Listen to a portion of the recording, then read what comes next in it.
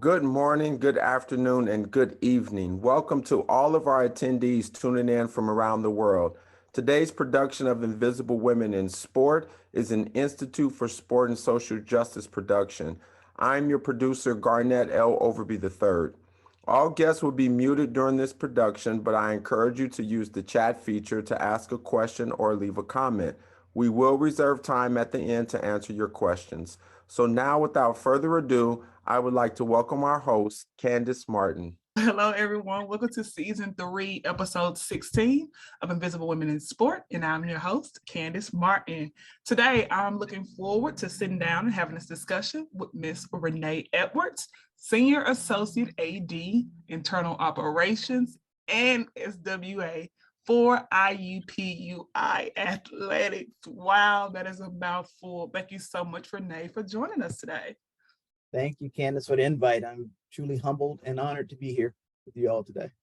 Absolutely. So we're going to jump right in. So we talked about two icebreakers. So I know your women's soccer team, you guys have been competing, but we're actually going to do two truths and a lie. So I'll go first to give you a few minutes to kind of brainstorm your two truths and a lie in case you hadn't had a chance to do your homework. So my three statements are: I love horror movies. As a youth cheerleader, I was a base. I was an outside hitter in high school volleyball. So everyone begin to put which one do you think is not the truth? I love horror movies. As a youth cheerleader, I was a base. I was an outside hitter in high school for volleyball. What do we think? All right, Dana Wilson says outside hitter. Let's see. Lila says she loves horror movies. She thinks that that's the one that's not true. All right. Renia, which one do you think? I would think the horror movies. The horror movies? All right. So actually, I love horror movies. It's actually, Dana was right. I was not an outside hitter in high school. I've been in the middle for a long time now. I did want to be a flyer in cheerleading, but for everyone who knows me and who has seen me, nothing about me was going to fly as a youth cheerleader.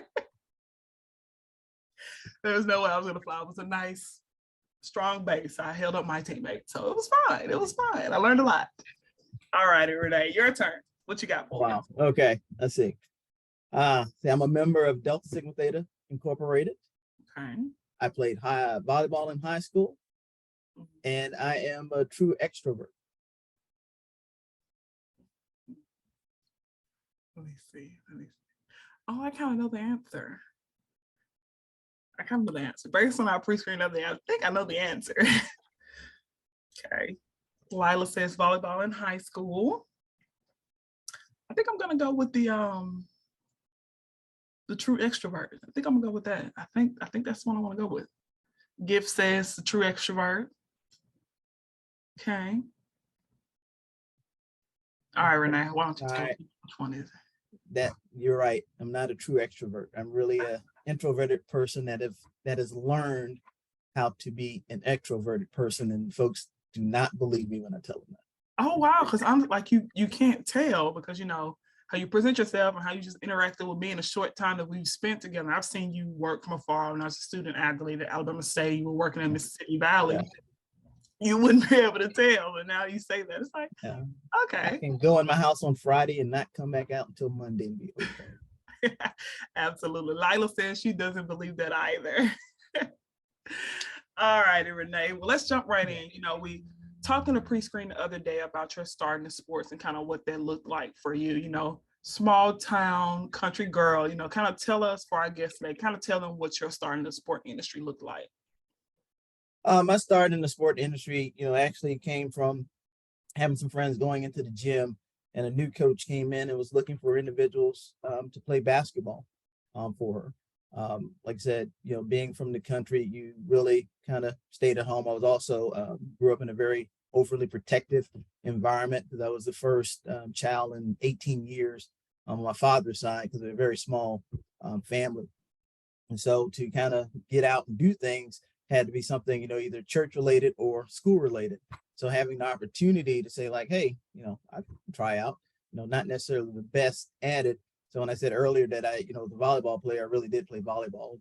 It's terrible. So I used volleyball to get ready for basketball and basketball to get ready for softball there. But just having just individuals, in the right time, right in the right place, right time, seeing me and I guess my hard work, attitude, being that kid that will listen, follow orders, on the basketball court and say like, I'm not the best scorer, but I'll be like, Gary Payton, I'll be the glove. You don't want to get the ball, I got you, coach.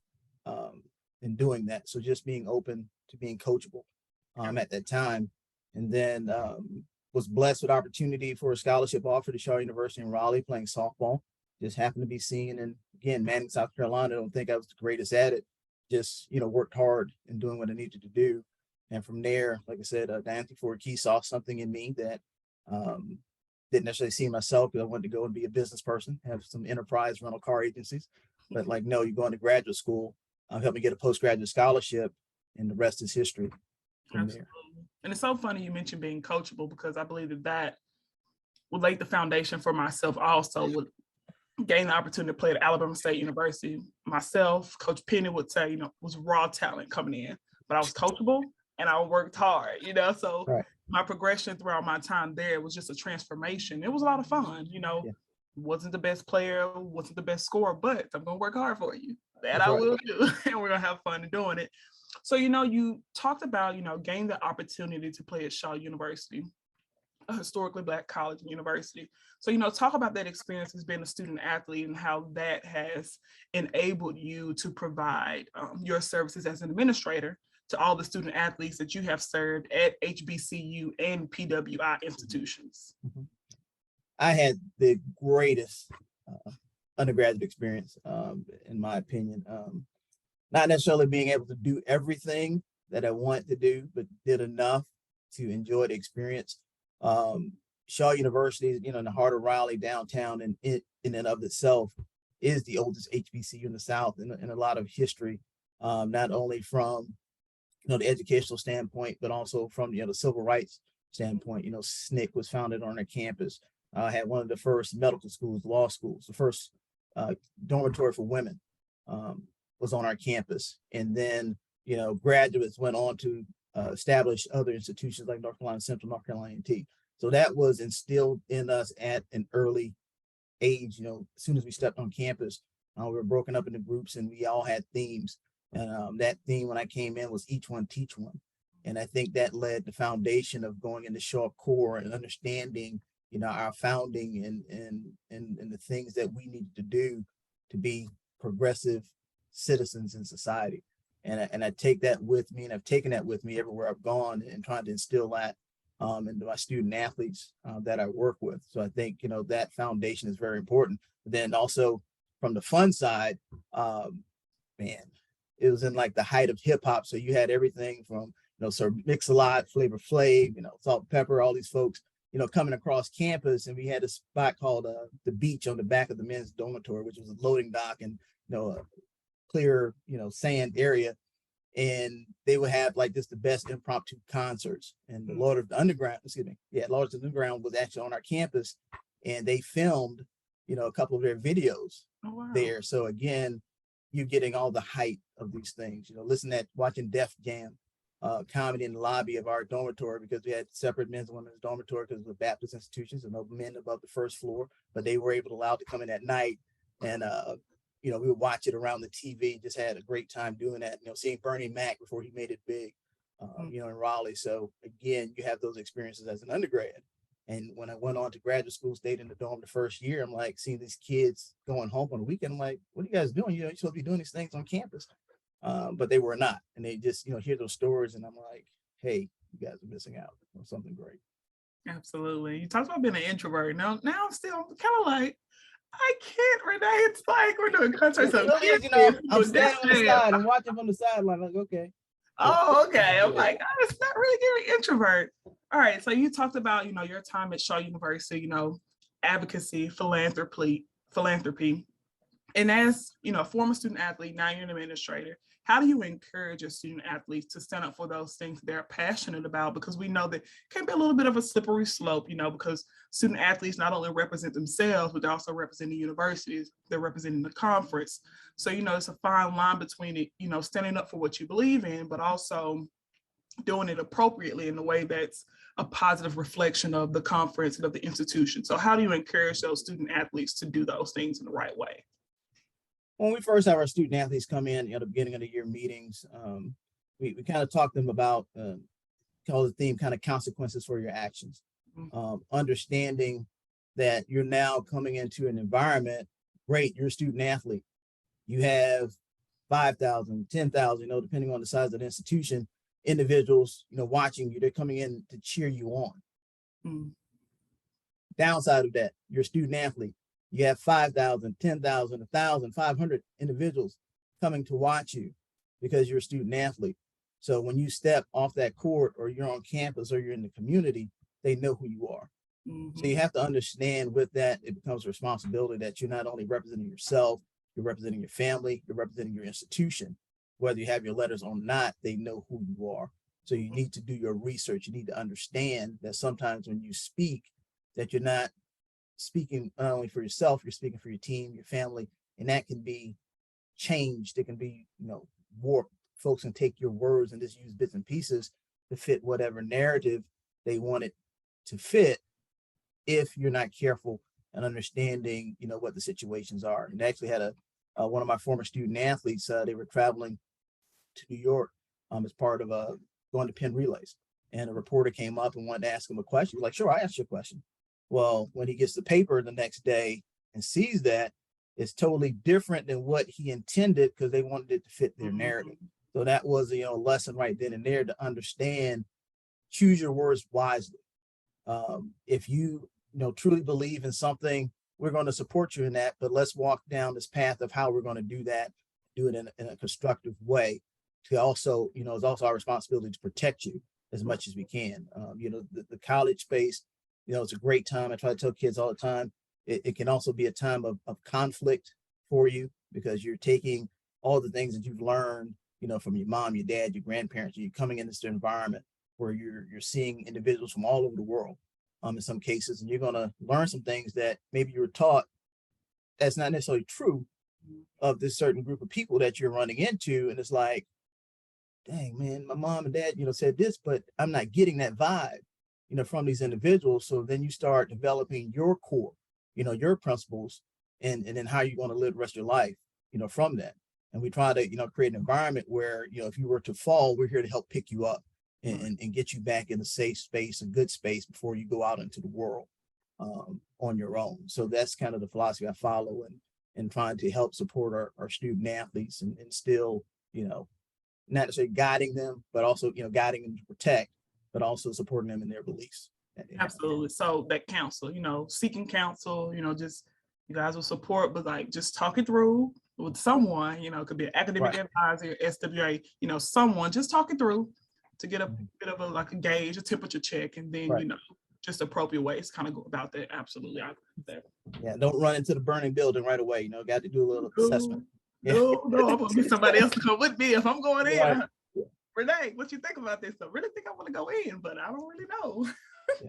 Absolutely. So now I kind of want to get into, what you're doing now for IUPUI. So, you're wearing about 3 different titles, so kind of tell us, explain to someone with no knowledge, kind of what you do for IUPUI. What's an ideal day look like for Renee? Wow. IUPUI is a little shift from what I've done in the past, which, my foundation and background has been in academic support, student athlete development, and compliance, the last 10 years. So I do have, some aspects of that in the areas that I touch as a senior woman administrator, making sure that, our diversity, equity, and inclusion are intact. Like I said, that student athlete development area of gender equity, our Title IX numbers. But coming in, what attracted me to IUPUI was a little different. That one, non-football institution, hadn't been there previously. Also, they call it a core campus. So, you have Indiana University, which I call it, say, instead of mothership.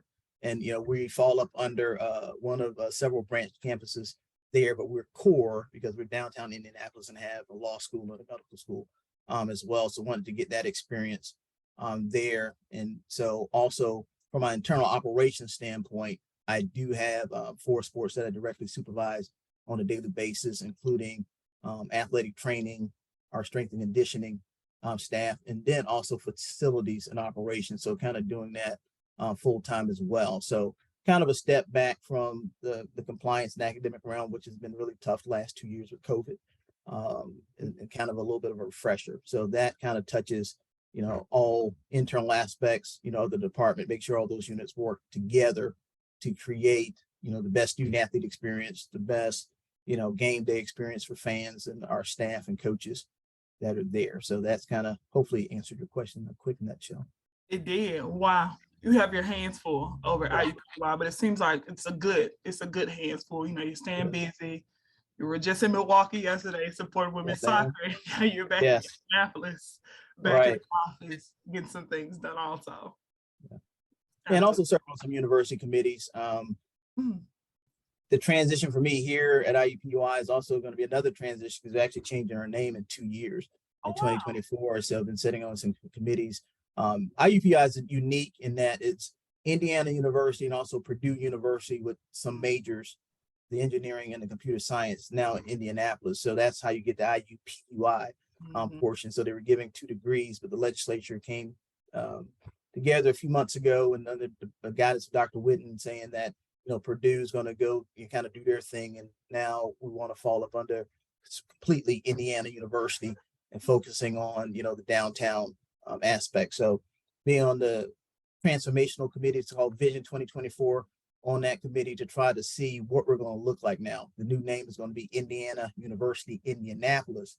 So within the athletics realm, even though this is 2 years out, 2024, we have to have these things done within a year because we need to have our new marks, the lettering, how our uniforms is going to look. We have to order those things by next November in order to be ready for 2024. So it's a lot of discussions that's going on out with the campus, but also with the NCAA and how to make that change happen.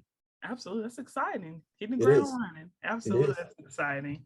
So in our last episode where I featured Jasmine Quinn, we talked about the stigma associated with working in HBCU athletics, that those professionals are often stuck. What would your response be to that myth, being that you, once at Mississippi Valley, which is an HBCU within the SWAC conference, even prior to that, you were at PWI institutions. Now you're back at a PWI institution. What would you say to those people who believe in that misconception?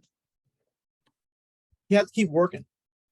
That, some people may want to put you in that box, but you have to show that you don't fit in a box. And to be honest, my leaving, actually I left the University of South Carolina to go to South Carolina State first, to go from PWI to HBCU. And individuals thought, man, you crazy, why are you doing that? Because sometimes being that, when I was in academic support, it sometimes felt like that I was in a box, that I had to be in academic support because of course it's a bigger organization, bigger units. So this is where you kind of fell. And I was going outside of the organization to get other experiences, like volunteering with the CIAA basketball tournament for 10 years. I think, Tony Smith for, giving me that opportunity to kind of help her out with the banquets and the social, our club areas at the end of the night there.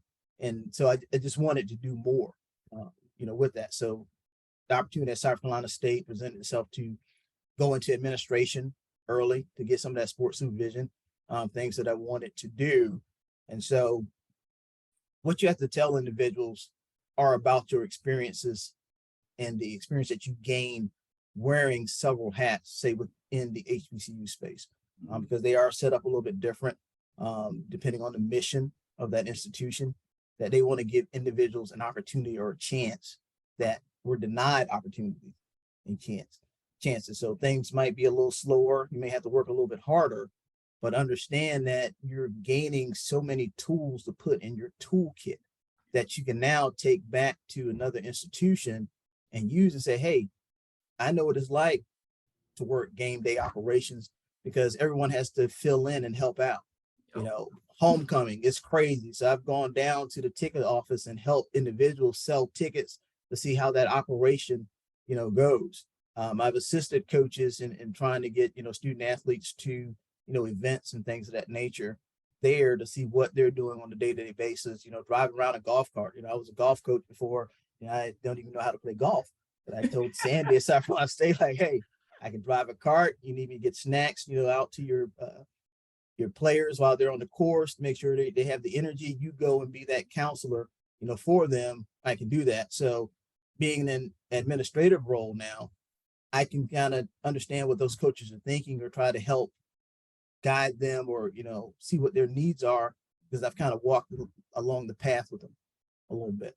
So again, I think it gives you a unique perspective in touching a little bit of everything and being able to, again, articulate that to the individual, say like, no, yes, it's an HBCU, but this is what this HBCU experience has given me. And working at one is totally different than, you know, going to one as well. Absolutely. So you see different filters.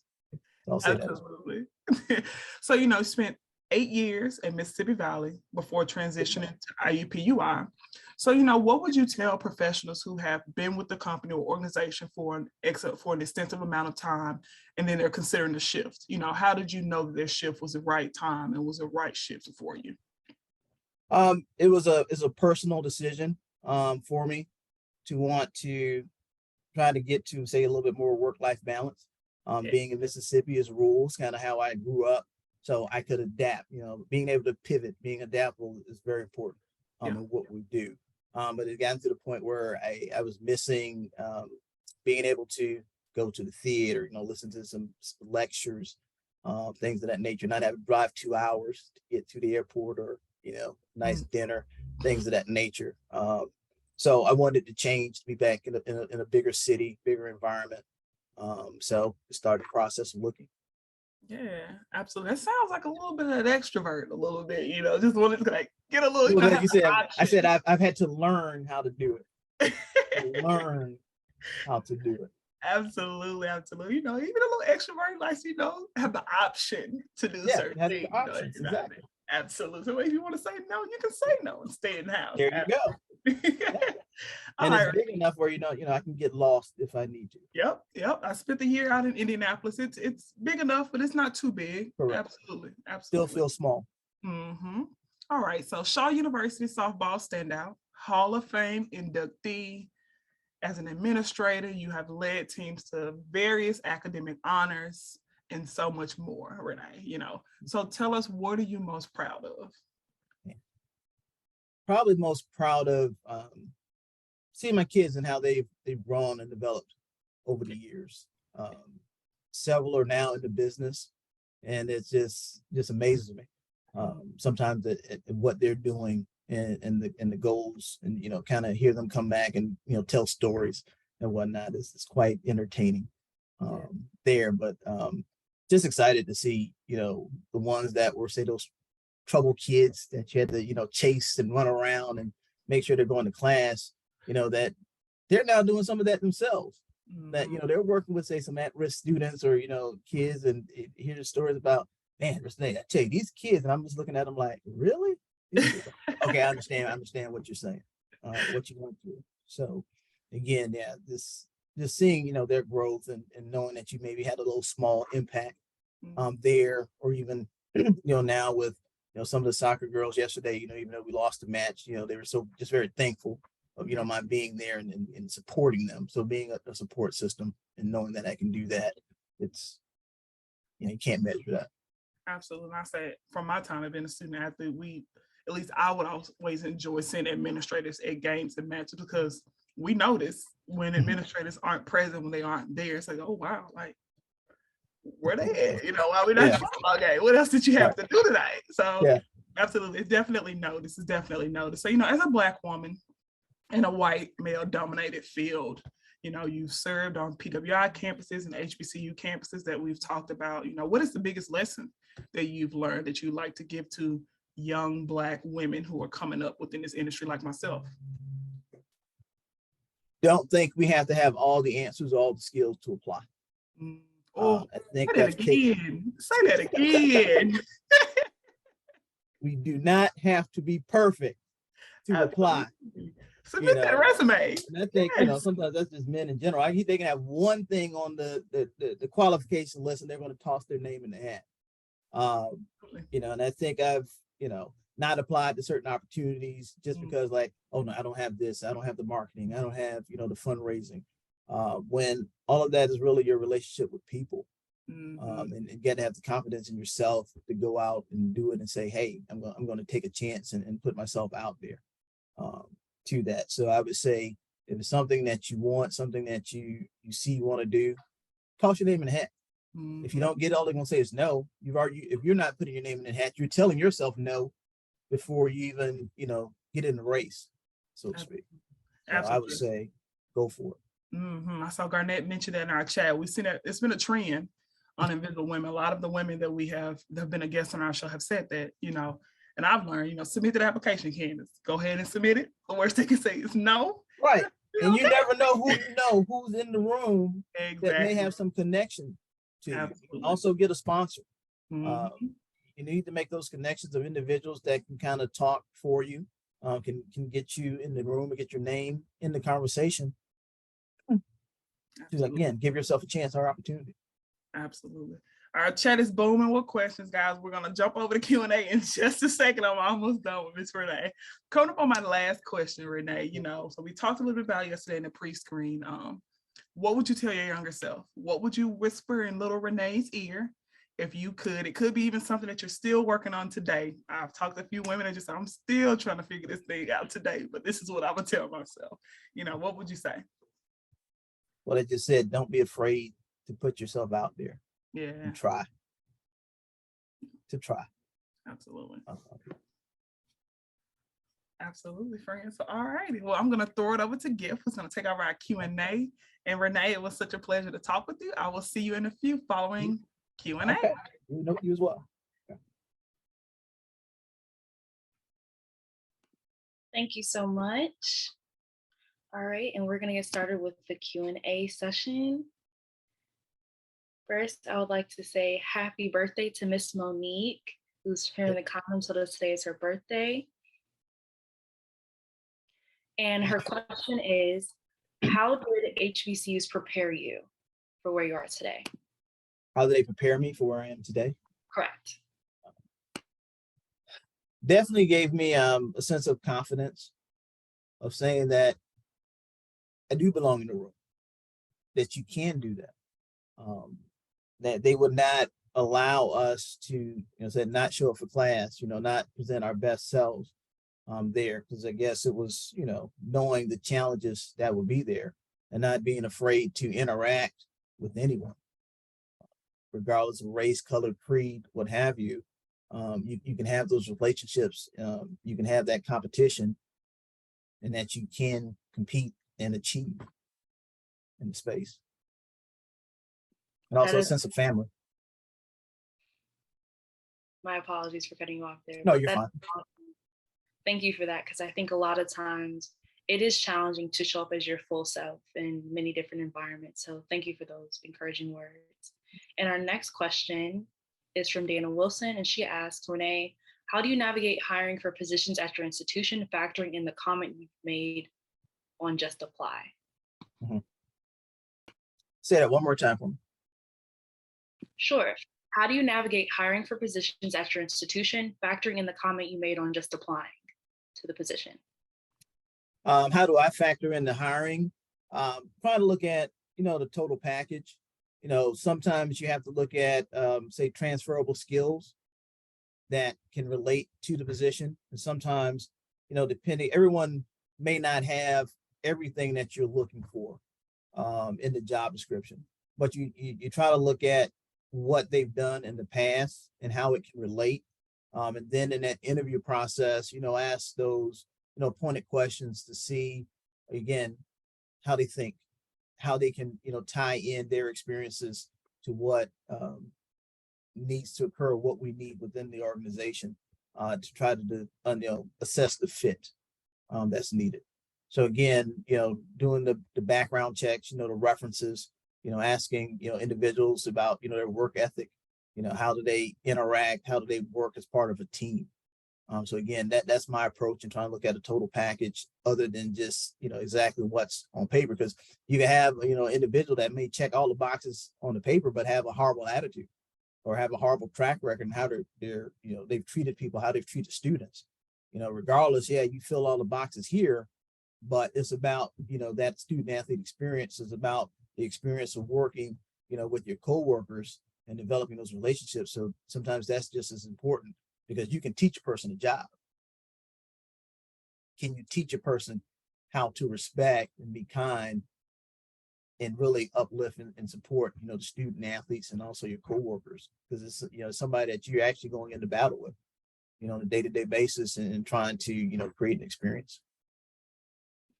Awesome. So what I'm hearing you saying, it's a little bit, sometimes we don't give ourselves enough credit for what we currently have instilled within us. And those skills can always be multiplied by environment and just, getting more skills wherever we are. So thank you for that. Our next question is from Candace. She says, how do you recharge and reset? Where did it go? How do you recharge and reset wearing multiple hats at IUPUI? That's something I'm learning to do. It's constant work in progress. But being here in Indy and where my office is located is great.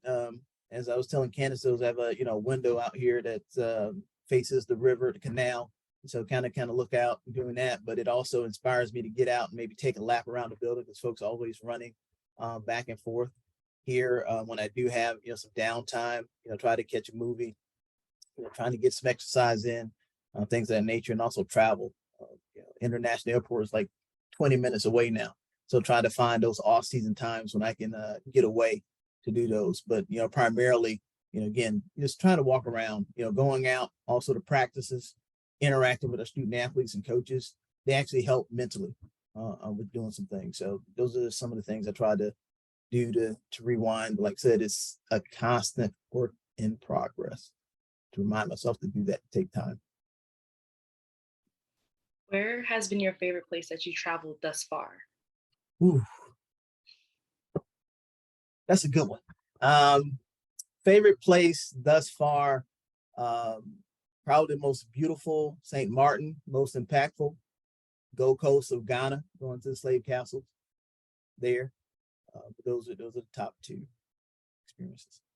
I'll be adding those to my list. Thank you for that. Yeah. All right. Our next question comes from Garnett Overby. How important is it for men to be supporters and advocates for women of color in the sports industry? Very important, and vice versa. Again, they're in the room, and it helps to speak up, to also help get us in the room, to show what we're capable of doing. So having that support, it is huge in space. Awesome. And our question from Lila Grooms asks, how important is it to staying actively aware in areas that may not be considered a part of your responsibilities?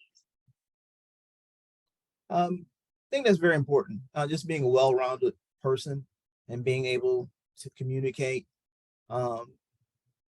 because you can learn something from anyone.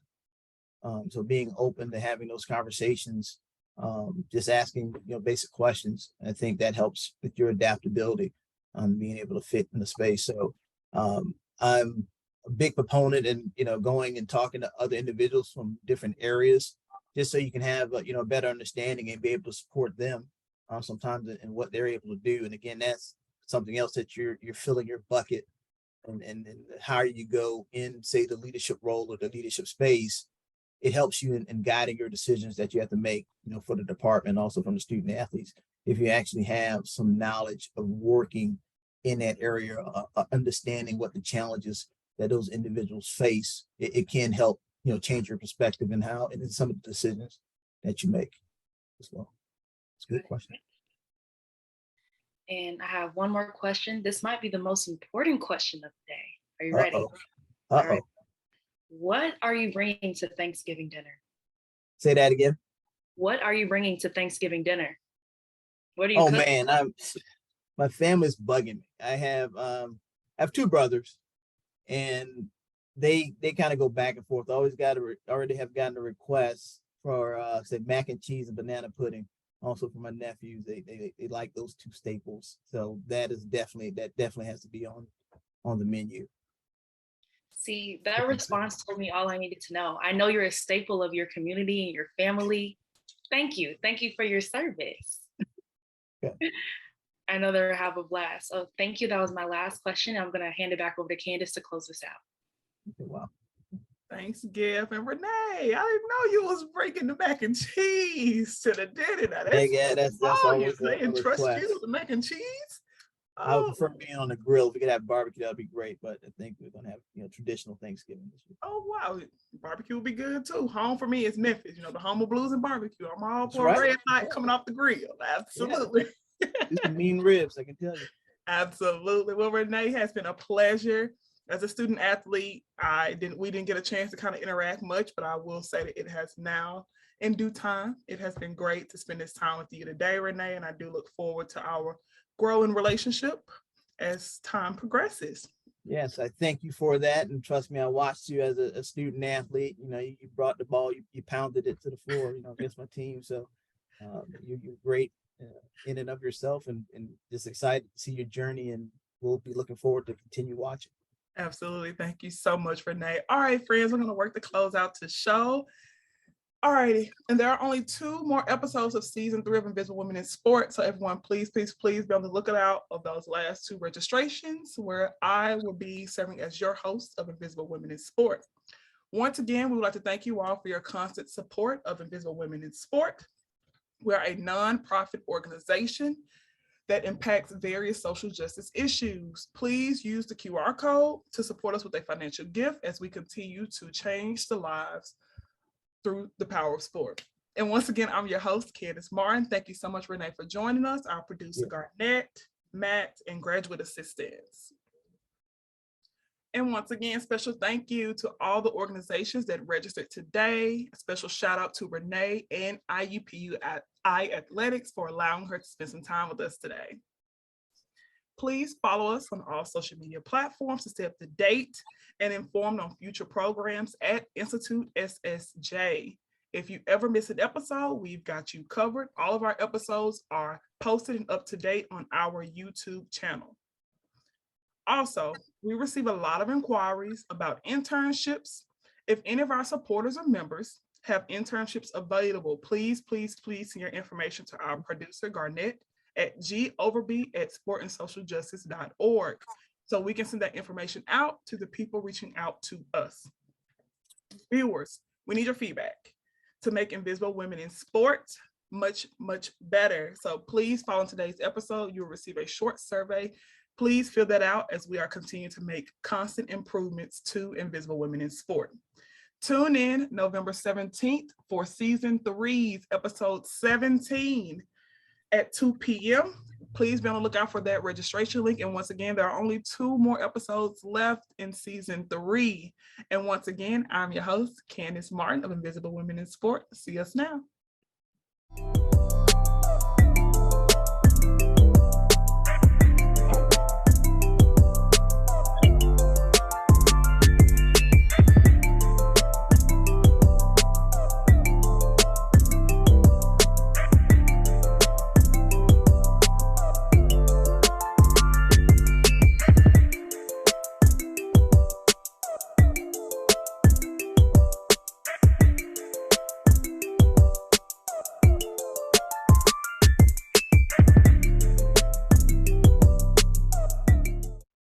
All right, friends, I'll see you guys in 2 weeks, November 17th. Only 2 episodes left.